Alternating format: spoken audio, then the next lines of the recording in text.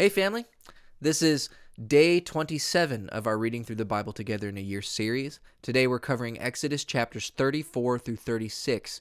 Now, Moses has gone up Mount Sinai, gotten the instructions, but the Israelites at the bottom of the mountain have created the golden calf, and Moses has to come down, and there's violence, and then he says, I need to go up and make atonement for you. And we saw yesterday that he goes and he makes atonement on behalf of the people. He intercedes for them. And so Moses is still up on Mount Sinai talking with God at the beginning of today. So let's see how it goes.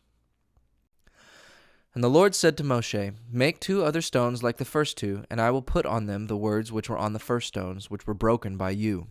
And be ready by the morning, and come up on Mount Sinai, and come before me there in the morning, on top of the mountain.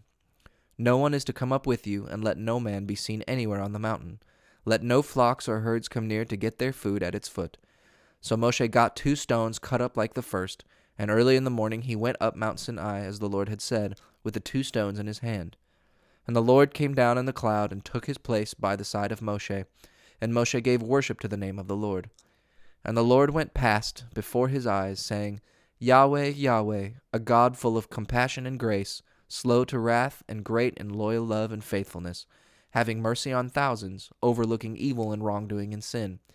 He will not let the wrongdoers go free, but will send punishment on the children for their sins of their fathers, and on their children's children to the 3rd and 4th generation. Then Moshe went quickly down on his face in worship, and he said, If now I have grace in your eyes, let the Lord go among us, for this is a stiff-necked people, and give us forgiveness for our wrongdoing and our sin, and take us for your heritage. And the Lord said, See, this is what I will undertake. Before the eyes of your people I will do wonders, such as have not been done in all the earth or in any nation, and all your people will see the work of the Lord, for what I am about to do for you is greatly to be feared. Take care to do the orders which I give you today. I will send out from before you the Amorite, and the Canaanite, and the Hittite, and the Perizzite, and the Hivite, and the Jebusite. But take care and do not make any agreement with the people of the land where you are going, for it will be a cause of sin to you. But their altars are to be overturned, and their pillars broken, and their images cut down. For you are to be worshippers of no other God, for the Lord is a God who will not give his honor to another. So see that you make no agreement with the people of the land, and do not go after their gods, or take part in their offerings, or be guests at their feasts, or take their daughters for your sons. For when their daughters give worship before their gods, they will make your sons take part with them. Do not make for yourselves gods of metal. Keep the feast of unleavened bread. For 7 days your food is to be bread without leaven, as I gave you orders at the regular time in the month of Aviv. For in that month you came out of Egypt. Every first male child is to be mine. The first male birth of your cattle, the first male of every ox and sheep. A lamb may be given in payment for the young of a donkey, but if you will not make payment for it, its neck will have to be broken. For all the first of your sons, you are to make payment. No one is to come before me without an offering. 6 days let your work be done, but on the 7th day take your rest, at plowing time, and at the grain cutting you are to have a day of rest. And you are to keep the feast of weeks when you get in the first fruits of the grain, and the feast at the turn of the year when you take in the produce of your fields. 3 times in the year let all your males come before the Lord, the God of Israel. For I will send out the nations before you, and make wide the limits of your land. And no man will make an attempt to take your land while you go up to give worship to the Lord 3 times in the year. No leaven is to be offered with the blood of my offering, and the offering of Passover feast may not be kept until the morning. Take the first fruits of your land as an offering to the house of the Lord your God. Let not the young goat be cooked in its mother's milk. And the Lord said to Moshe, Put all these words in writing, for on them is based the agreement which I will make with you. And for 40 days and 40 nights Moshe was there with the Lord, and in that time he had no food or drink. And he put in writing on the stones the words of the agreement, the 10 rules of the law. Now when Moshe came down from Mount Sinai with the 2 stones in his hand, he was not conscious that his face was shining because of his talk with God. But when Aaron and all the children of Israel saw Moshe and the shining of his face, they would not come near him for fear. Then Moshe sent for them, and Aaron with the chiefs of the people came to him, and Moshe had a talk with them. And later all the children of Israel came near, and he gave them all the orders which the Lord had given him on Mount Sinai. And at the end of his talk with them, Moshe put a veil over his face. But whenever Moshe went in before the Lord to have a talk with him, he took off the veil until he came out. And whenever he came out, he said to the children of Israel what he had been ordered to say. And the children of Israel saw that the face of Moshe was shining, so Moshe put the veil over his face again until he went in to the Lord. And Moshe sent for all the children of Israel to come together, and said to them, This is what the Lord has said, and these are his orders. 6 days let work be done, but the 7th day is to be a holy day to you, a Shabbat of rest to the Lord. Whoever does any work on that day is to be put to death. No fire is to be lighted in any of your houses on the Shabbat day. And Moshe said to all the meeting of the children of Israel, This is the order which the Lord has given. Take from among you an offering to the Lord. Everyone who has the impulse in his heart, let him give his offering to the Lord, gold and silver and brass, and blue and purple and red and the best linen and goat's hair, and sheepskin colored red, and leather and hardwood, and oil for the lights, and spices for the holy oil, and for the sweet perfumes for burning, and beryls and jewels to be cut for the ephod for the priest's bag. And let every wise-hearted man among you come and make whatever has been ordered by the Lord. The house and its tent and its cover, its hooks and its boards, its rods and its pillars and its bases, the ark with its cover and its rods and the veil hanging before it, the table and its rods and all its vessels and the holy bread, and the support for the lights, with its vessels and its lights, and the oil for the light, and the altar for burning spices, with its rods, and the holy oil and the sweet perfume, and the curtain for the door at the door of the house, the altar of burnt offerings with its network of brass, its rods and all its vessels, the washing vessel and its base, the hangings for the open space, its pillars and their bases, and the curtain for the doorway, the nails for the house, and the nails for the open space and their cords, the robes of needlework for the work of the holy place, the holy robes for Aaron the priest, and the robes for his sons when acting as priests. And all the children of Israel went away from Moshe, and everyone whose heart was moved, everyone who was guided by the impulse of his spirit, came with his offering for the Lord, for whatever was needed for the tent of meeting and its work, and for the holy robes. They came, men and women, all who were ready to give, and gave pins and nose rings, and finger rings and neck ornaments, all of gold. Everyone gave an offering of gold to the Lord, and everyone who had blue and purple and red and the best linen and goat's hair and sheepskin colored red and leather gave them.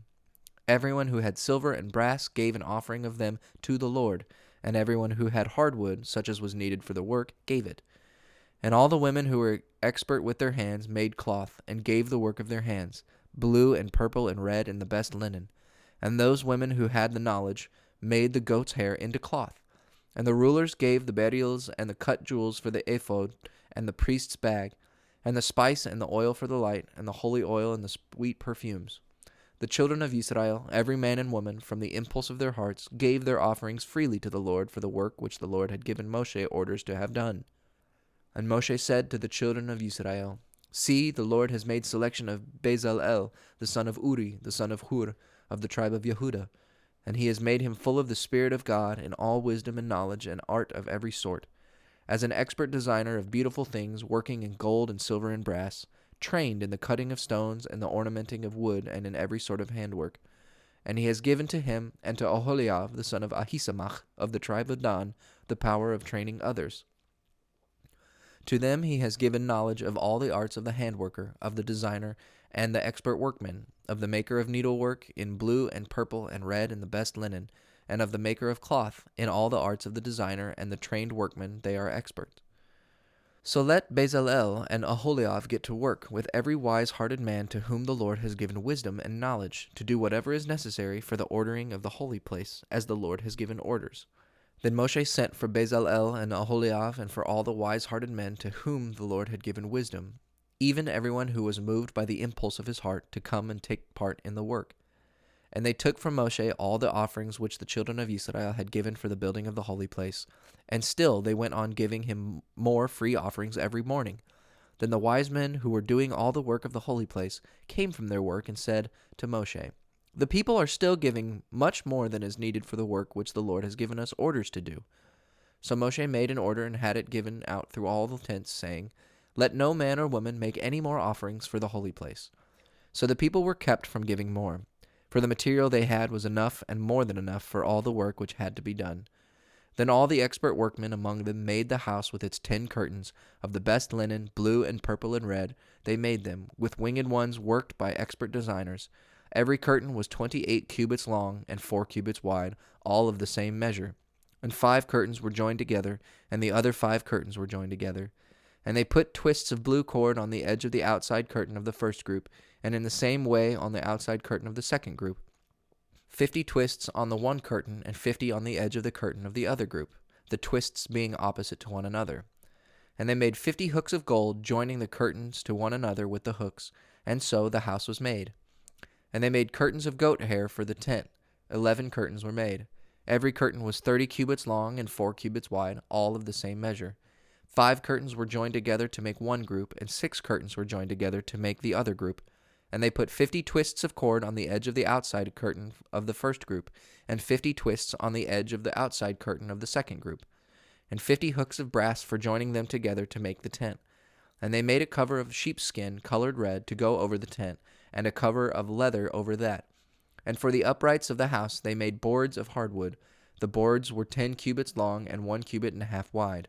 Every board had 2 tongues fixed into it. All the boards were made in this way.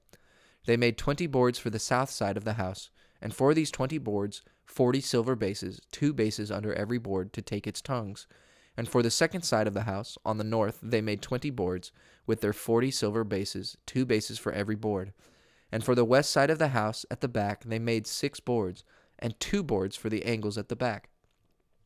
These were joined together at the base and at the top to one ring, so forming the 2 angles.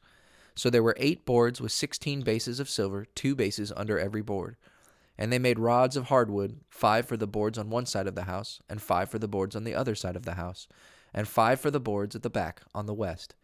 The middle rod was made to go right through the rings of all of the boards from one end to the other. All of the boards were plated with gold, and the rings through which the rods went were of gold, and the rods were plated with gold.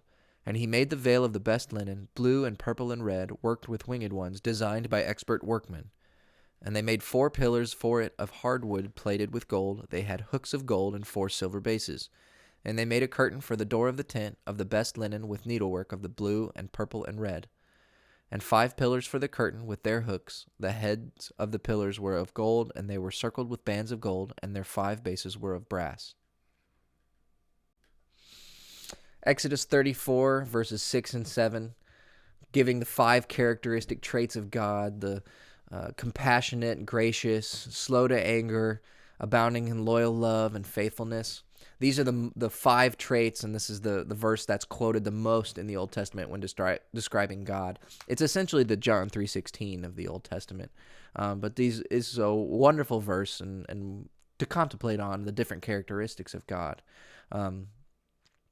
But for the rest of the reading for today, if you think, wait, didn't we read all this already? Isn't this just the instructions for the tabernacle again? You would be right. It's a big deal.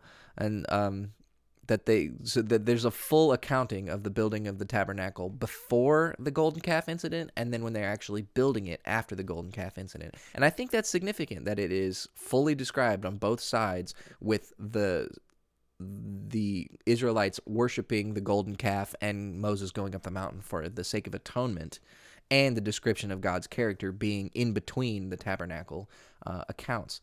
But one thing that I like to draw attention to when it comes to the building of the tabernacle is the fact that when it's talking about the different sides of the holies and holy place in the middle, it describes them using cardinal directions, north, south, and west. There's a north side, which is a long side, and then there's the south side, which is a long side, and then the back of the tabernacle is the west side. Now, that's interesting because if you go in on the east side and you're going west, right, towards the back, you're going to go through the holy place first, and then at the very back is the Ark of the Covenant, the Holy of Holies. That's where God resides and speaks to the high priest on the Day of Atonement. That's interesting because going to God in the Holy of Holies is going west, when in the Garden of Eden, when things went down and things were bad and mankind was cast out, they were cast out to the east. So again, the tabernacle is being shown as this symbolic Garden of Eden. It's the place where heaven and earth comes together, where God and people can communicate.